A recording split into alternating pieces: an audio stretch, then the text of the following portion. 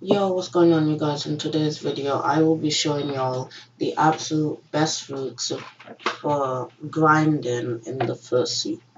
So, the first fruit I'm going to be showing y'all is the smoke fruit. The smoke fruit, I know y'all hear it's bad, but hear me out. It's a low-gear fruit, and the abilities, they aren't that bad. They have some stun and the flight ability, Smoke Bomber.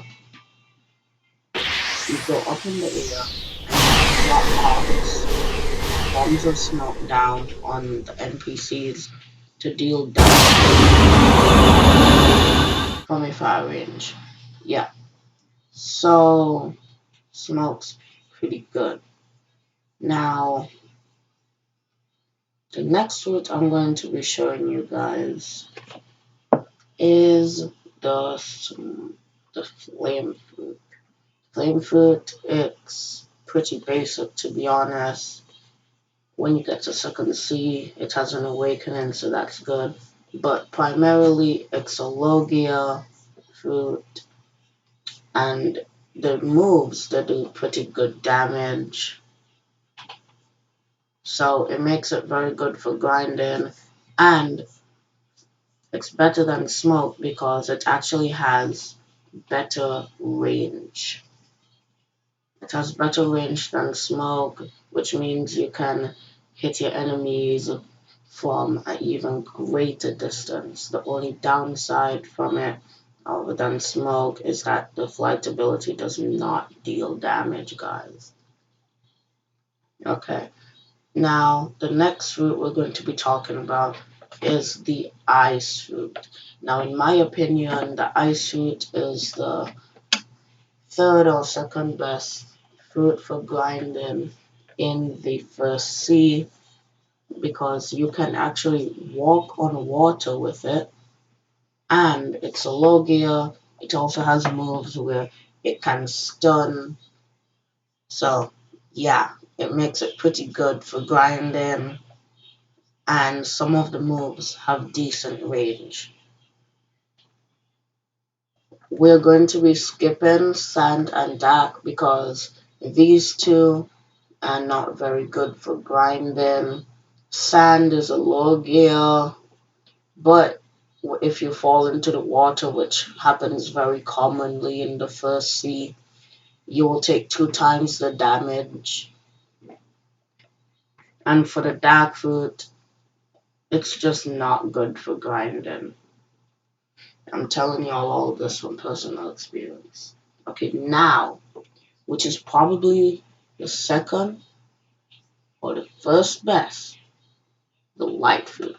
The light fruit has a flight ability that is the fastest true flying ability in the entire game, which means you can get around very easily. Downside of this, you can only go into a straight line until you are in second C, where you can awaken it and can turn. But if you just aim it correctly, you will be able to go where you need to go properly. On top of this, it's a low gear. The moves have excellent range, and it does very, very, very good damage. Another one I would like to talk about, I would say Magma is behind Light due to its lack of mobility, but it makes up for the very high damage. And if y'all didn't know this, Magma has the highest damage output per second in the entire game. The only thing that I think this fruit is lacking is mobility. Now, which is probably number one, Buddha. Buddha, you do not have a Logia ability. But in Buddha, you can transform into it. Use your fighting style or sword to give yourself extra range. Because when you transform, you would have, I think, around 2.5 or 4 times the range of a normal player. And on top of that, when you transform, you would get a damage reduction.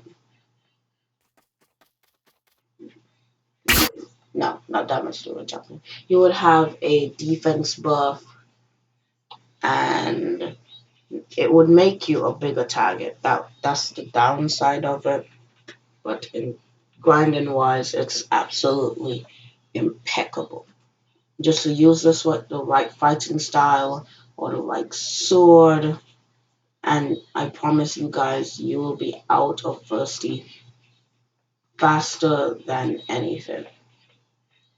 Now, another one that I would like to speak about is the Rumble fruit. Now, Rumble,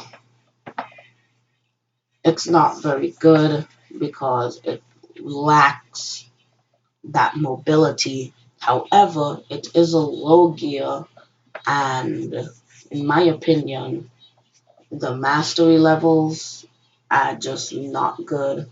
Like you go from mastery 1 to 90, 90 to 160, then 160 to 250. So, yeah. And of course, it needs to have its little movement ability that is still not very good unless it's awakened at mastery 30. But in terms of moves that actually do deal damage, it's in very far mastery ranges. Now, we have the Blizzard fruit. In my opinion, the Blizzard fruit is better than Rumble in grinding because it has a much bigger range. Now, if you were to get the last ability on Blizzard Domain, you can hit a bunch of NPCs at once. And you can throw in your other moves to keep them in there and do even more damage quickly. I think Blizzard, if it didn't have such high mastery points, it would be probably behind Buddha, and Light would be in the number 3 spot instead of number 2. Now, Doe is absolutely terrible for grinding, in my opinion, in the unawakened version. It has mastery points going from 1 to 50 for the movement. And the movement without awakening isn't even that good. It doesn't do damage. You can't roll on water. So it's not even that good. Then you go from 50 to 100. The Mastery 100 move on Awakened is not good at all. Mastery 200, the move for that, in my opinion, it's half decent, but it's still not going to put you at the pace you would like and the pace that you would need to get out of first seed quickly and move into second seed. Mastery 300 is where it finally gets good, but unfortunately, that is the last move of Unawakened Doe. The Mastery 200 and 300 is what's really going to maybe push you out of first C faster, but if these were any lower than it already is, you would not be getting out of first C very quickly. Now, another one that I would like to speak about with the same mastery is Venom. Now, the reason Venom is better is because it has poison abilities. So you can poison your enemy and it would deal damage over time. That's the only good thing about this. But guys, instead of using the higher ones like Venom, Doe, Blizzard, Rumble, and sometimes I even think Buddha for first C players would be ANO. I would more recommend for first C the fruits Magma, Light, Ice, flame. And if you're really just starting out, you always have to go with a smoke.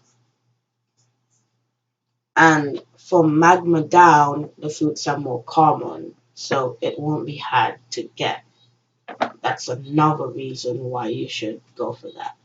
Because Buddha, it's legendary, it's quite rare, to be honest. Magma, it's a rare, yes, but it's it's more common than Buddha going up. So I would recommend Magma down for first seed players if you really want to progress to first seed. Anyways, guys, I hope this helped you. Have a great night.